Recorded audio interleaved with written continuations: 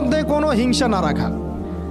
আমাদের সবার এখন মনের মধ্যে যে হিংসা দিয়ে ভর্তি, হিংসাগুলোকে ছেড়ে দেন, মন বড় করে ফেলেন, আল্লাহর জন্য ছেড়ে দেন। হিংসা ত্যাগ করেন, গীবত করা বন্ধ করে দেন, অপবাদ দেয়া তো একেবারেই নিষেধ, পরশ্রী কাতরতা ছেড়ে দেন, মনটাকে একদম খালেস করে রাখেন।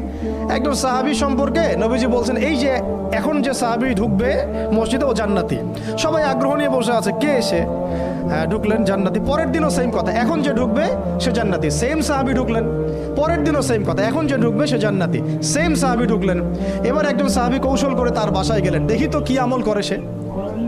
তো দেখলেন তো রাত্রেবেলা তাহাজ্জুদে উঠতেছে না, এশার নামাজ পড়ে ঘুমায় গেছে, ফজরের নামাজে উঠলো।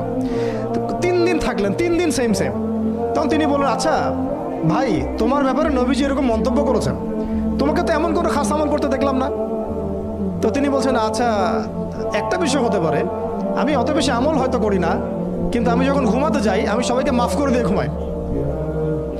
মন ফ্রেশ, মনটা থেকে সব বের করে দেওয়া, এটা তাসকিয়া, এটা ইলমের সাথে সম্পৃক্ত। আল্লাহ পাক আমাদের সবাইকে এই বিষয়গুলো বোঝার তৌফিক দান করেন, আমিন।